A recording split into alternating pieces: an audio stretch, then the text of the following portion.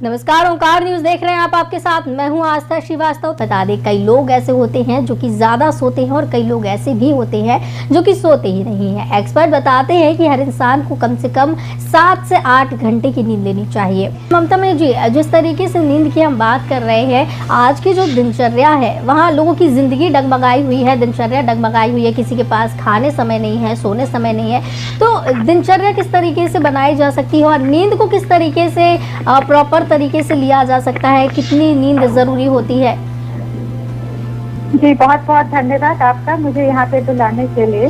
आप बिल्कुल बहुत ज्वलंत मुद्दे पे हम आज बात कर रहे हैं कि नींद अगर सही समय पे नहीं आ रही है और जिस तरह से स्लीप डिप्राइव्ड लोग हो रहे हैं, जिसके कारण कई बीमारियां हो रही है। एक्चुअली क्या हो रहा है कि आजकल कई इतना ज्यादा लोग एक्टिव रह रहे हैं और यंगस्टर्स स्पेसिफिकली वो प्रॉपर टाइम पे सो नहीं पाते हैं, कम एक्सरसाइज कर रहे हैं, स्क्रीन टाइम आजकल बहुत ज्यादा है, स्मोकिंग है, कैफीन बहुत समय पे लेना, मतलब कई बार लेना, और रात में काम करते हैं। इन सब कारण से जो है या कोई मेडिकल कंडीशन हो या कोई मेडिसिन ले रहे हो एक्टिव, इस कारण से नींद के समय में जो परिवर्तन हो रहा है, जो आजकल इतने कम एज में भी आजकल हार्ट डिजीज और जो कई बीमारियां हो रही है, जिसके कारण लोगों को नींद की गोली का सहारा लेना पड़ रहा है। जी बिल्कुल। और निमेश जी, जिस तरीके से ये युवाओं में और जो बढ़ती उम्र के साथ ये चीज़ बढ़ती हुई नज़र आ रही है, क्योंकि आजकल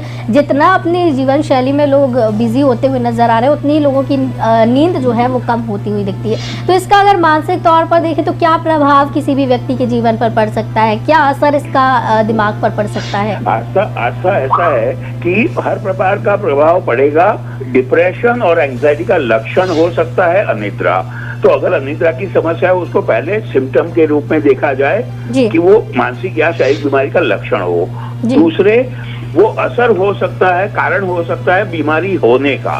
अगर लंबे अरसे तक अनिद्रा रहेगी, जैसे हम दोनों मेडिकल साथी कह रहे हैं, लंबे समय तक अनिद्रा रहेगी तो शारीरिक बीमारियां, मानसिक बीमारियां बढ़ेगी। तीसरे, बहुत कम तादाद में लेकिन कुछ व्यक्तियों में नींद की बुनियादी समस्या रहेगी। तो अगर ये है तो उसकी भी जांच होना जरूरी है। मुझे लगता है एक बार फिर रास्ता उस पर आ जाए जो डॉक्टर प्रियदर्शनी और हम दोनों कह रहे हैं, जो स्लीप हाइजीन के इश्यूज हैं वो बहुत महत्व रखते हैं। और जो टेक्नोलॉजी है, मॉडर्न टेक्नोलॉजी और मोबाइल और नेट अवेलेबिलिटी, जबकि बहुत अच्छी चीज है मानव जाति के लिए मोटे तौर पे, उसके दुष्प्रभाव में से एक है नींद की जो हाइजीन, स्लीप हाइजीन पे असर।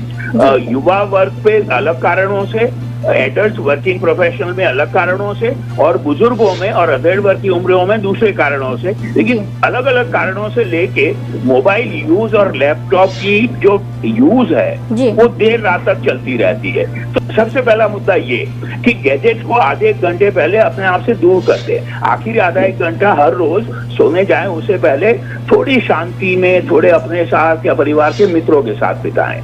बाकी आम चीजें बिल्कुल कहीं ना कहीं ये टेक्निकल जो एक तकनीक की जो एक समस्या है, क्योंकि कहीं ना कहीं तकनीक आई थी ताकि आसान हो सके ज़िंदगी, लेकिन कई लोग जो हैं वो इसमें बिल्कुल ऐसे लिप्त हो जाते हैं कि किसी और का उनको ध्यान नहीं रहता, किसी और काम का उनको ध्यान नहीं रहता।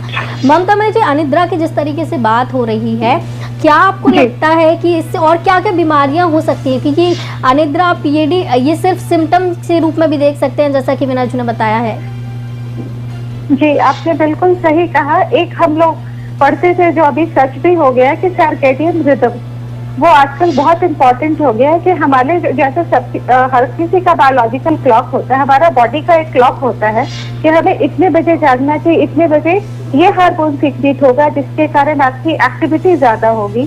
सुबह ब्रह्म मुहूर्त का जो टाइम होता है 5-6 बजे के पहले, एक रिदम की पूरी साइकिल है, उसको आजकल साइंटिस्ट भी उसको रिलेट कर रहे हैं नींद के साथ।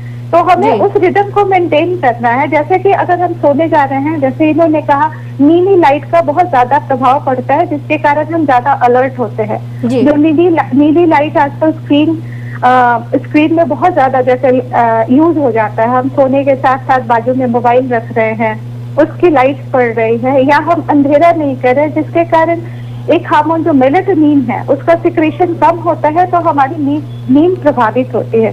और बच्चों का, जैसे टीनेजर्स की मैं बात करूं, तो टीनेजर्स 8 घंटे सोना जरूरी है। उन लोगों की जो प्यूबर्टी हार्मोन है उसके कारण 1-2 घंटे उनका डिले हो जाता है स्लिप।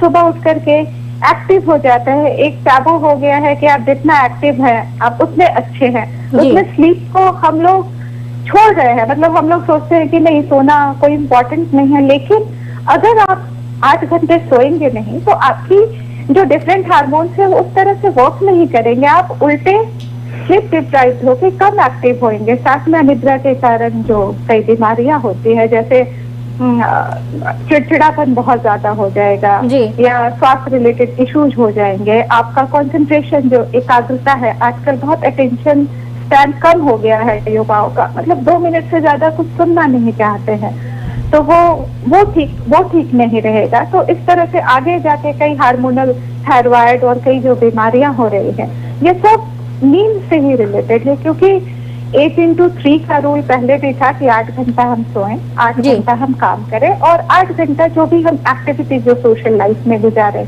ये हमारी शुरू से परंपरा रही है। पर आजकल हम इतना काम करने के बीच में ये भूल जाते हैं कि हमारे लिए नींद 8 घंटे बॉडी के सेल्स के रिपेयर करने के लिए बहुत जरूरी है। जी बिल्कुल, जो सही बात है कि इतना काम करने में लोग बिजी हो जाते हैं कि भूल जाते हैं कि उन्हें नींद भी लेनी है। वो सोने से ज़्यादा ज़रूरी समझने लगते हैं अपने काम को, ताकि सोने की जो समय सीमा है 7 से 8 घंटे जैसे आप बता रहे हैं, उसको कहीं ना कहीं कॉम्प्रोमाइज कर लेते हैं कि कोई और काम उस दौरान कर लेंगे। बिल्कुल जी, मैं सहमत हूँ डॉक्टर प्रियदर्शी ने जो सारी बातें कही। जो हम तीनों बात कर रहे हैं आज, मोटे तौर पे 21वीं सदी में नींद की जो समस्या है निद्रा की, वो ऐसी है जो अपने आप ठीक कर सकता है हर व्यक्ति जी। तो सेल्फ डिसिप्लिन और रिव्यू की जरूरत है सबसे पहले जी। बिल्कुल, इस चीज़ की काफ़ी ज़रूरत है। और ममता मई जी, एक रिपोर्ट सामने आई है, ये कि स्वीडन की रिपोर्ट है जिसमें रिसर्च में आया है कि 200 मिलियन लोग पेरिफेरल डिसीज से ग्रस्त थे। अब इतनी बड़ी संख्या में जब बीमारी लोगों को हो रही है, तो क्या ऐसी चीज़ें हैं जो कि लोगों को जीवन शैली में शामिल करना चाहिए, दिनचर्या में शामिल करना चाहिए कि कोई भी बीमारी ना हो? क्या क्या ऐसी चीज़ें शामिल की जा सकती हैं? जी, बहुत अच्छा टॉपिक है ये और बहुत अच्छा सवाल भी है। बहुत धन्यवाद करती हूँ इसके लिए। सबसे पहले तो हमें चाहे यंग हो, जैसे डॉक्टर साहब कह रहे थे कि हर उम्र के मुताबिक हमें अपने लाइफस्टाइल को मैनेज करना पड़ेगा। हमारे लिए क्या जरूरी है, लाइफस्टाइल जो हमारे सराउंडिंग है, हम कैफीन बहुत ज्यादा ना लें। दिन भर में हम आजकल एक्सरसाइज कर रहे हैं, लोग जिम में जा रहे हैं, उसके साथ बहुत ज्यादा स्टेरॉइड ले रहे हैं, प्रोटीन ज्यादा ले रहे हैं, जबकि आपकी बॉडी को जरूरत नहीं है उतनी। वो आप डॉक्टर्स की सलाह से लें। साथ में स्क्रीन टाइम, जैसे कि होता है कि मैं हमेशा अपने आसपास लोगों को इसके लिए प्रमोट करती हूँ कि उतनी ही जरूरत है। जैसे आप डॉक्टर्स हैं या कोई ऐसे प्रोफेशनल है जिनका मोबाइल के बिना काम नहीं चलेगा, उनके लिए तो जरूरत है, लेकिन कुछ लैंडलाइन हो या कुछ उस तरह का फोन हो कि जब परिवार में घर में आप पहुंचे तो उसको थोड़ा सा बेडरूम से बाहर रखें। बेडरूम में ना टीवी रखें या ना इस तरह का ऐसी लाइट्स रखें या मोबाइल रखें जो बच्चे। उसके साथ आप अपने आप को थोड़ा सा एक्सरसाइज या मॉर्निंग वॉक, जैसा भी आपको डॉक्टर सलाह देते हैं कि आपको ये एक्सरसाइज करनी चाहिए, वो करिए। और अगर आपको उसके बाद भी अगर कुछ नहीं हो पा रहा है तो कॉग्निटिव बिहेवियरल थेरेपी होती है कि आप अपने मिल करके उसको थेरेपी लीजिए, या तो फिर आप कोई मेडिटेशन कीजिए। किसी भी तरह से अपने मानसिक मतलब अपने दिमाग को शांत करिए और मेंटल अलर्टनेस को फॉर द टाइम भी थोड़ा सा कम कीजिए, जो हमारे सेल्स को रिपेयर करने का मौका मिले। आप दौड़ते हैं, थकते हैं, 5 मिनट के लिए रुकते हैं, फिर एनर्जी गेन करते हैं, फिर काम करते हैं, नहीं तो आप ओवर एग्जॉस्टेड हो जाएंगे। तो वो जो 5 मिनट का जो थक के बाद जो रुकते हैं ना, वो स्लीप है हमारी बॉडी के लिए। 24 घंटे में ये 8 घंटा बहुत जरूरी है। बिल्कुल बिल्कुल, बेहद ज़रूरी होते हैं ये। और कहीं ना कहीं अब जो है लोगों को समय निकालने की भी इसके लिए ज़रूरत है कि एक दिनचर्या को मेंटेन करें, समय जो साइकिल है, स्लीप साइकिल है, उसको सही तरीके से फॉलो करें। इस चर्चा में हमारे साथ शामिल होने के लिए निमेश जी, ममता मई जी, आप दोनों का ही बहुत बहुत धन्यवाद। चर्चा समाप्त होने का समय आ गया है और बहुत बहुत धन्यवाद आपका इस चर्चा में शामिल होने के लिए। आजकल की जो भागदौड़ बड़ी जिंदगी है, हर किसी की दिनचर्या खराब हुई है, तो कहीं ना कहीं अब जो है इस दिनचर्या को भी सही करने की जरूरत है। आज की इस चर्चा में मेरे साथ फिलहाल इतना ही। आप देखते रहिए ओंकार न्यूज़। नमस्कार।